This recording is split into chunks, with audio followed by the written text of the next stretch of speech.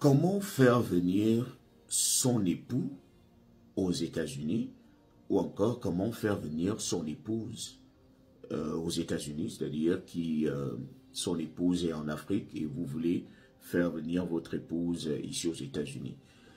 Et disons que vous allez remplir le premier document qu'on appelle le I-130, que vous allez envoyer au USCIS. L'immigration va étudier le cas que vous lui avez présenté. Et lorsque l'immigration va décider que ce cas est censé aller jusqu'au bout, l'immigration va approuver. Alors, vous avez précisé que votre femme est certainement, ou bien votre époux est en Afrique. Donc, l'immigration va prendre votre dossier et envoyer au NVC, National Visa Center. C'est le NVC qui va prendre votre dossier parce que le NVC va rentrer en contact avec l'ambassade. Lorsque le NVC va finir d'étudier votre dossier, le NVC va dire « Ok, il est temps ». Le NVC va vous envoyer une lettre pour vous dire que votre dossier est déjà entre ses mains et que la procédure va continuer à l'ambassade. Il est temps que vous partiez à l'interview. Maintenant, les cas que j'ai sous la main sont des alligators qui viennent me voir, qui me disent que, général, ça fait pratiquement 1 an, 2 ans que mon mari a lancé la procédure et je n'ai toujours pas de nouvelles. C'est-à-dire, le dossier a été approuvé au USCIS. Mon dossier a atterri dans les mains du NVC. Et le NVC a approuvé. Mais jusque-là, je n'ai toujours pas d'interview. Il n'y a toujours pas la possibilité de planifier son interview. Et c'est ce qui m'énerve. Ça m'énerve complètement.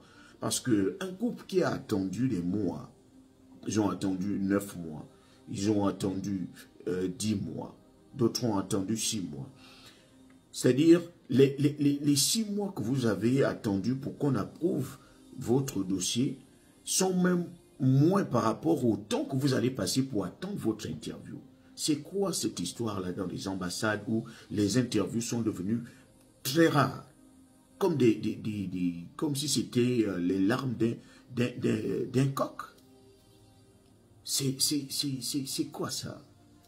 C'est-à-dire, vous voulez planifier votre interview, mais vous n'avez pas de possibilité. Les ambassades sont saturées, vous rentrez dans les calendriers, tout est saturé, vous n'avez aucun espoir.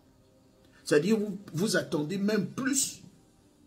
Vous passez plus de temps à attendre la date d'interview que tout le processus lancé. Comment vous pouvez faire en sorte que quelqu'un attende 6 mois pour voir une interview?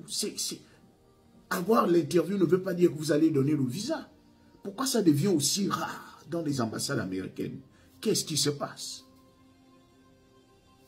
Que les États-Unis essayent de voir ce cas-là, vous ne pouvez pas demander aux gens de vous convaincre qu'ils sont sincères lorsqu'ils veulent voyager et en même temps de prier d'aller même faire des fétiches pour avoir une interview. C'est tout à fait anormal. Les interviews sont devenues aussi rares que, comme je l'ai dit, les larmes d'un coq. C'est quoi cette affaire? Les gens souffrent. Est-ce que vous imaginez un peu le nombre de couples qui peuvent avoir des problèmes à cause du fait que la patience n'est plus là? La femme a attendu pendant longtemps. 2 ans, 3 ans, 4 ans. Elle a maintenant la possibilité que son mari lance la procédure. Et du coup, elle se met encore à attendre la date de l'interview. Ça peut faire mal. Beaucoup de couples peuvent se séparer à cause de cette histoire-là. Surtout lorsque vous n'arrivez pas à expliquer le fait que l'ambassade n'est pas d'ouverture pour l'interview. Comment vous allez expliquer ça à votre mari qui est en Afrique? J'ai tout fait, l'avocat a tout réglé, ça a été approuvé, mais jusque-là, pas de move. Alors que, dans la voie normale, lorsque l'immigration, le USCIS a déjà approuvé, lorsque votre dossier atterrit au NVC, une fois que le NBC vous envoie le message pour vous dire que votre dossier est déjà entre ses mains, ça prend quoi? 3 mois, 4 mois, au trop 6 mois, on vous a répondu au trop. Au trop 6 mois, vous avez déjà tout épongé. Normalement, c'est censé prendre au trop 3 mois. Au trop. Lorsque votre dossier est déjà au NBC, au trop 3 mois. Quand c'est vraiment exagéré, c'est 3 mois. Généralement, c'est 4 semaines ou 8 semaines. Mais quand c'est exagéré, ça devrait prendre au trop 3 mois. Mais il y a des gens qui attendent. La femme est déjà tensionnée. Elle se pose des questions. Elle se pose même des questions de savoir si tu as réellement lancé la procédure. Parfois, elle pense que c'est du bluff. Ton mari te met déjà sous pression parce qu'il s'est dit, peut-être que tu ne veux réellement pas que je vienne. Que l'immigration essaye de revoir ces cas-là pour que les interviews en ambassade soient faciles. Pourquoi c'est aussi rare? Pourquoi? Passer une interview, c'est moi qui viens même. Les gens viennent avec leur argent, passer les interviews, de l'argent que vous ne remboursez pas lorsque vous dites non. Lorsque vous refusez le visa, est-ce que vous remettez cet argent? Alors, pourquoi c'est aussi rare? C'est déjà rare de se battre pour trouver de l'argent.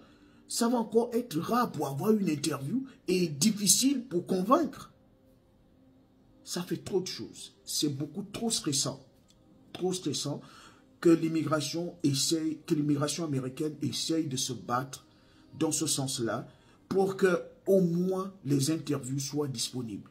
Que les gens n'aillent pas jusqu'à faire des prières, des jeux de prières juste pour avoir une interview. Tout ne devrait pas être sorcier. C'est trop stressant pour une interview. Tu dois travailler sur toi-même, tu dois t'entraîner, tu dois encore prier pour trouver une interview. Et tu dois encore prier pour que ça passe. Prier pour voyager. C'est trop.